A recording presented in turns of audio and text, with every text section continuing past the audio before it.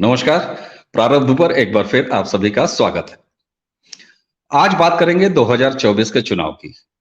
हालांकि 2024 के चुनाव से पहले एक बार नरेंद्र मोदी के सामने खड़ा हुआ जो बाकी विपक्ष था, वो मैदान में उतरते हुए पहले दिखाई दे रहा था, यानी आगे दिखाई दे रहा था।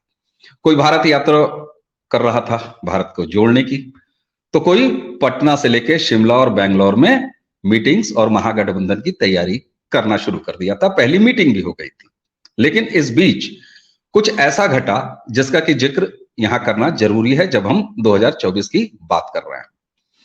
प्रधानमंत्री नरेंद्र मोदी उतरे मंच पर भोपाल में।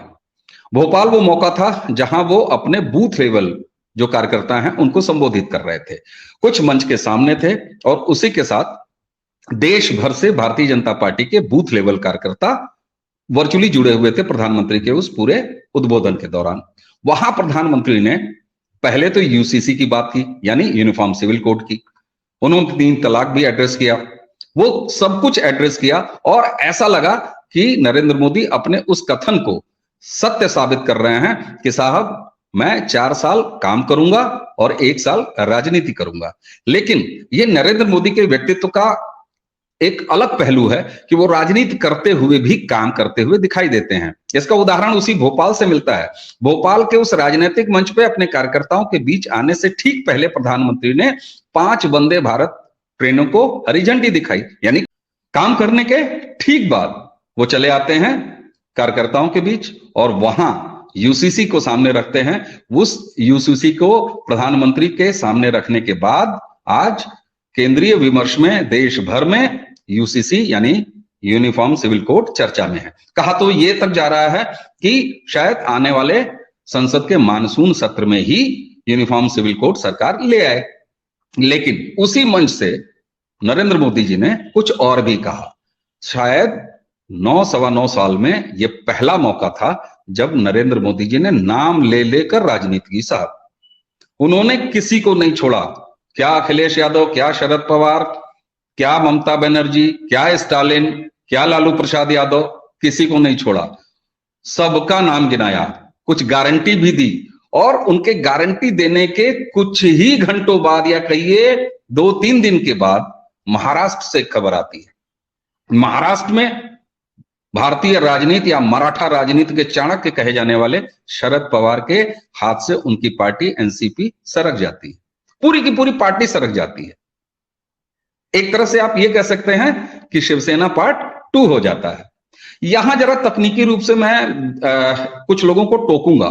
जो राष्ट्रीय विमर्शकार हैं वो अक्सर ये कहते हैं कि एकनाथ शिंदे गुट और उद्धव ठाकरे की शिवसेना। बिल्कुल नहीं, तकनीकी तौर पर, मॉरली और पॉलिटिकली यानी राजनीतिक तौर पर इन तीनों नतीजों तरीकों से अगर आप देखें तो एकनाथ शिंदे के पास जो है वो है शिवसेना, और अगर कोई गुट है तो वो उद्धव ठाकरे, जिनके पास उद्धव ठाकरे हैं खुद, उनके बेटे और संजय राउत के अलावा और कोई तीसरा चौथा दिखाई नहीं देता।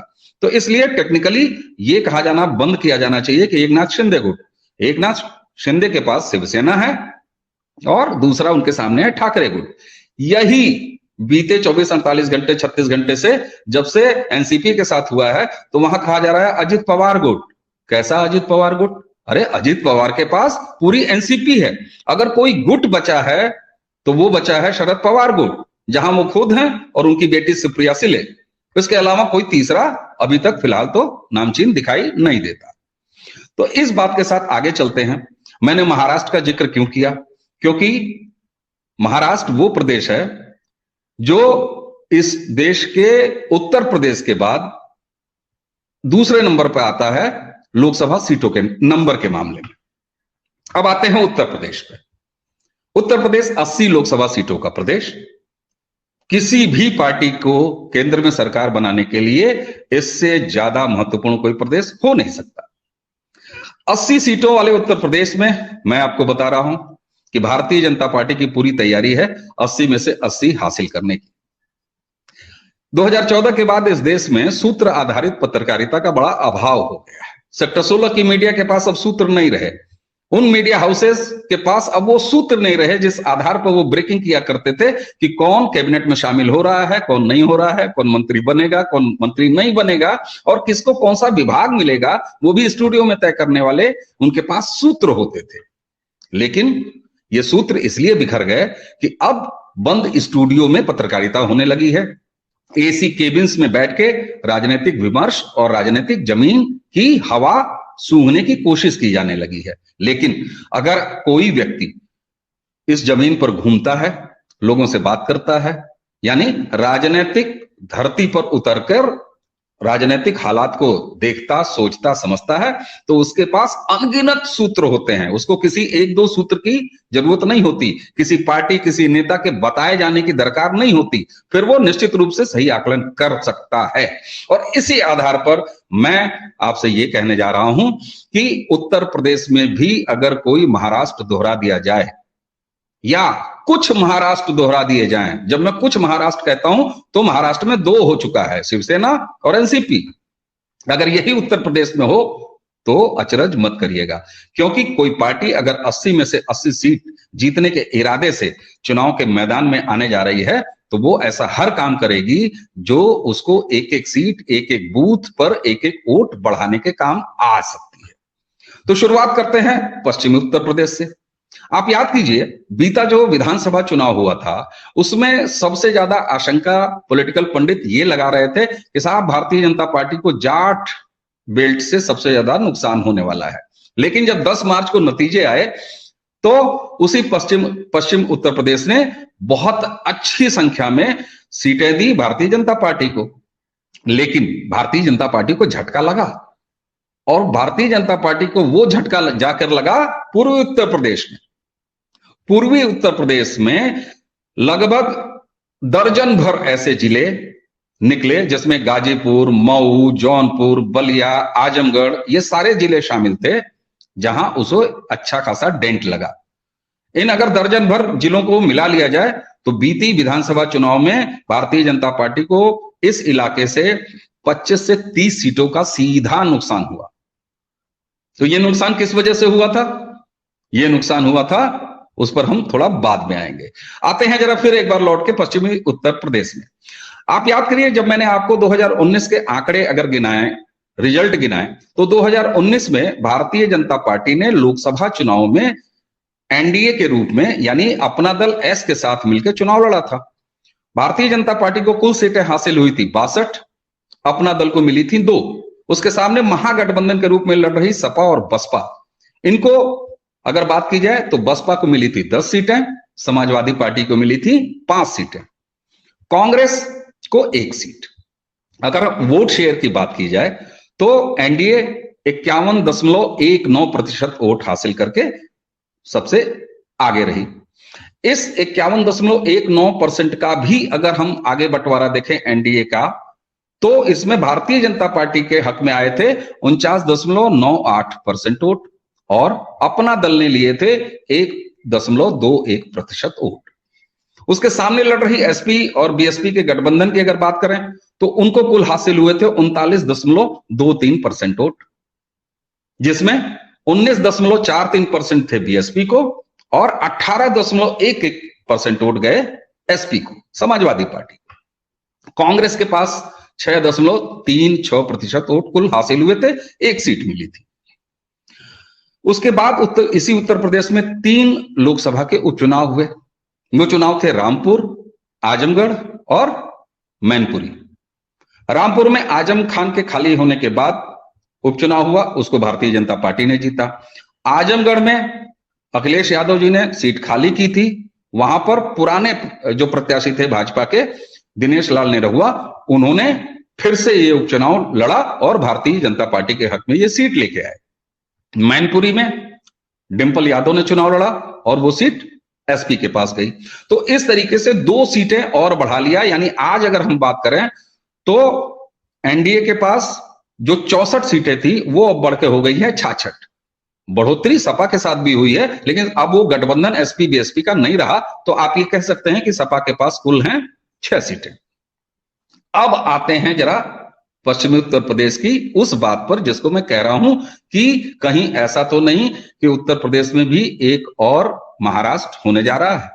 बिल्कुल होने जा रहा है, क्योंकि 80 में 80 सीटें अगर भाजपा को लेनी है तो 1-1% वोट हासिल करने वाले को भी अपनी तरफ लेना पड़ेगा। ये बात बिल्कुल निश्चित है।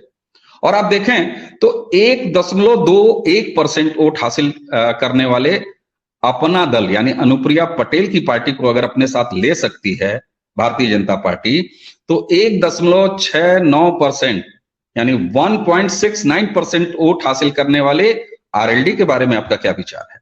राष्ट्रीय लोकदल, जयंत चौधरी। अब मैं ये आकलन इस आधार पर नहीं कर रहा हूं, लेकिन अगर 1.21% वाली अपना दल भारतीय जनता पार्टी के लिए इतनी महत्वपूर्ण है, तो 80 सीटें जीतने के लक्ष्य के सामने 1.69% वाले जयंत चौधरी क्यों नहीं? यहां पार्टी एनडीए में शामिल हो या विलय हो जाए या एक साथ चुनाव लड़ें, ये अलग अलग राजनीतिक संभावनाएं हैं, लेकिन ये संभावना उत्तर प्रदेश में बन रही है। अगर ऐसा कुछ आने वाले दिनों में आपको सुनाई दे जाए तो इसमें कोई बहुत अचरज की बात नहीं होनी चाहिए। अब चलते हैं जरा पूर्वी उत्तर प्रदेश, जहां मैंने आपसे कहा कि बीते विधानसभा चुनाव में 25 से 30 सीटों का नुकसान भारतीय जनता पार्टी को हुआ था। ये डेंट दिया था ओम प्रकाश राजभर ने। ओम प्रकाश राजभर योगी सरकार में मंत्री थे, उन्होंने मंत्री पद से इस्तीफा दिया, और सिर्फ मंत्री पद से इस्तीफा ही नहीं दिया बल्कि भाजपा का साथ छोड़कर सपा के साथ चले गए। सपा के साथ विधानसभा चुनाव लड़े। उसमें क्या स्थिति रही क्या नहीं रही उनकी ये अलग बात है, लेकिन भारतीय जनता पार्टी को इन लगभग 1 दर्जन जिलों में उन्होंने 25 से 30 सीटों का डेंट दे दिया। यहां बहुत सारे लोग ये सोच रहे होंगे कि जब मैं लोकसभा चुनाव की बात कर रहा हूं, 2024 की बात कर रहा हूं, तो मैं विधानसभा चुनाव की स्थिति क्यों याद करा रहा हूं, क्यों विश्लेषण कर रहा हूं उसका? विधानसभा के चुनाव अलग होते हैं, लोकसभा के चुनाव अलग होते हैं। बिल्कुल साहब, ये दोनों चुनाव अलग होते हैं, लेकिन इसी के साथ ये भी सही है ना कि एक लोकसभा सीट के अंदर अमूमन 4, 5, 6 विधानसभा सीटें आती हैं। और अगर विधानसभा स्तर पर कोई ऐसा दल, कोई ऐसा नेता, कोई ऐसा फैक्टर सक्रिय हो जो कि नेगेटिव जा रहा हो उस पार्टी के, जो कि 80 में 80 अंक हासिल करने का प्रयास कर रही हो, तो डेंट पड़ता है, उसका असर लोकसभा सीट पर भी आता है। ओम प्रकाश राजभर 2019 के बाद से ही लोकसभा चुनाव के स्तर पर भारतीय जनता पार्टी के कभी बेहद नजदीकी तो कभी थोड़े दूर, लेकिन दुश्मन तो बिल्कुल दिखाई नहीं देते। अच्छा, ओम प्रकाश राजभर की गजब की पॉलिटिकल समझ है, तो वो काफी समझदार व्यक्ति हैं और भारतीय जनता पार्टी भी काफी समझदार व्यक्ति है। इसलिए ओम प्रकाश राजभर भी अगर 80 में 80 वाले इम्तिहान में एनडीए के साथ नजर आए 2024 में, तो ये एक सामान्य सी बात होगी, इसमें तो किसी को कोई अचरज होना ही नहीं चाहिए। अब कहां गई मेरी वो बात जब मैंने ये कहा था शुरुआत में आपसे कि क्या उत्तर प्रदेश में 2-2 महाराष्ट्र होने जा रहे हैं, यानी शिवसेना और एनसीपी, ये दोनों एपिसोड दोहराया जाने वाला है। तब तो ओम प्रकाश राजभर वहां नहीं आते ना, वो तो नेचुरली एलआई हो जाएंगे, होने वाले हैं संकेत उनकी तरफ से। ये बात कर रहा हूं दूसरे महाराष्ट्र की, तो वो गुंजाइश बनती है समाजवादी पार्टी के साथ। समाजवादी पार्टी का कोई फ्रैक्शन, कुछ नेता, या जो महाराष्ट्र की राजनीति के चाणक्य कहे जाने वाले शरद पवार के साथ हुआ, ऐसा कुछ भी तो घटित हो सकता है। भारतीय जनता पार्टी जिस एग्रेशन के साथ चुनाव मैदान में होती है, जिस तरीके से चुनाव लड़ती है, जिस तरीके से चुनाव मैनेजमेंट करती है, उसको देख के अगर ऐसा भी कुछ हो जाए उत्तर प्रदेश में, तो बहुत ज्यादा चौंकने की बात नहीं है, क्योंकि 80 में से 80, मैं बार बार दोहरा रहा हूं, इस संकल्प के साथ अगर कोई मैदान में आ रहा है चुनावी, तो उसको तो सब कुछ करना होगा। रही बात नैतिकता की, वैचारिकता की, तो ये बातें बहुत बार इस देश में बेमानी होते हुए साबित हुई हैं, न सिर्फ साबित हुई हैं बल्कि देखी भी गई हैं। इसलिए यहां चलते चलते एक बात और, अभी 2 दिन हुआ अमित शाह जी यानी भारतीय जनता पार्टी के चाणक्य अमित शाह लखनऊ आए, और लखनऊ में उनका मौका था कि जब वो 2024 के चुनाव का रोड मैप तैयार करेंगे, किया भी उन्होंने। मौका कौन सा चुना, दिन कौन सा चुना? दिन उन्होंने चुना अपना दल के संस्थापक सोनेलाल पटेल जी के जयंती। और मंच पर कौन कौन थे, जरा ये देखने की बात है।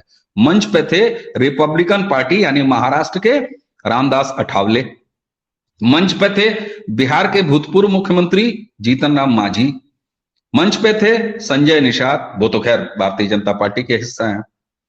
बाकी लोग तो थे ही, मुख्यमंत्री थे और तमाम लोग थे, दोनों उप मुख्यमंत्री थे। यानी कि भारतीय जनता पार्टी उत्तर प्रदेश में हर उस छोटे छोटे फैक्टर्स को साधने की फिराक में है जिससे कि उसका 80 में 80 नंबर सुनिश्चित हो सके। ये साफ साफ दिखाई देता है। इसलिए पश्चिमी उत्तर प्रदेश से आरएलडी ओम प्रकाश राजभर को बिल्कुल साध लेना और उसी के साथ कोई दूसरा एनसीपी घट जाना, यानी निशाने पर समाजवादी पार्टी भी है। और उसी के साथ यहां तो विकल्प है भारतीय जनता पार्टी के पास, 10 सीटें बहन जी के पास बहुजन समाज पार्टी के पास हैं। हालांकि बहन जी अभी चुनाव के मैदान में आते हुए दिखाई नहीं दे रही हैं। विधानसभा चुनाव में भी उन्होंने सिर्फ एक औपचारिकता निभाई थी। 2024 में वो किस तरीके से जाएंगी, क्योंकि देखिए किसी का वोटर चुपचाप नहीं बैठता है। और 2014 से एक फैक्टर तो लगातार देखा गया है कि इस देश का मतदाता भी ये अच्छी तरह समझ चुका है कि लोकसभा में कैसे वोट किया जाए और विधानसभा में कैसे वोट किया जाए। यही वजह है कि लोकसभा में भारतीय जनता पार्टी एक अलग लेवल का प्रदर्शन करती है, विधानसभा में एक दूसरे लेवल का प्रदर्शन करती है। ये सिर्फ उत्तर प्रदेश की बात नहीं है, या आप बिहार ले सकते हैं, या आप दिल्ली ले सकते हैं, या आप पंजाब ले सकते हैं, या आप राजस्थान ले सकते हैं। जहां जहां भी भारतीय जनता पार्टी अच्छा प्रदर्शन करती है वहां वहां यह हाल है। तो ऐसे में मतदाता तो कभी शांत बैठता नहीं, वो शांत बैठता हुआ दिखाई भी नहीं दे रहा है।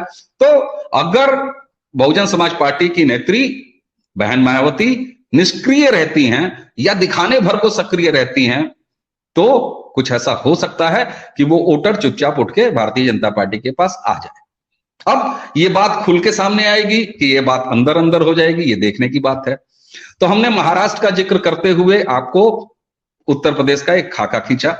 उत्तर प्रदेश में कैसे 80 में 80 सीटों पर काम कर रही है भारतीय जनता पार्टी, इसकी कुछ डेटास और कुछ फैक्चुअल ग्राउंड्स पे आपसे बात की। एक और बड़ा राज्य जहां कुछ हरकतें संभावित हैं वो बसता है बिहार, तो उसकी बात करेंगे अगले वीडियो सत्र में। तो आज की बात यहीं समाप्त करते हैं कि भारतीय जनता पार्टी, जिसको vote taking machine, election winning machine कहा जाता है, दरअसल भोपाल में प्रधानमंत्री के मंच से राजनीति शुरू करने के बाद से बिल्कुल खुलकर अपने पत्ते न सिर्फ खोल रही है बल्कि उन पत्तों को खेलकर गेम जीत भी रही है, फिलहाल जीतती हुई दिखाई दे रही है। तो आज के लिए बस इतना ही। आप सभी को नमस्कार करने से पहले, आप सबसे विदा लेने से पहले एक निवेदन रहेगा कि प्रारब्ध को लाइक कीजिए, सब्सक्राइब कीजिए और कमेंट्स में हमें आके अपने पूरे हक के साथ बताइए कि आपको हमसे किस तरह की चर्चाओं की अपेक्षा है। तो लेते हैं आपसे विदा। आप सभी को नमस्कार।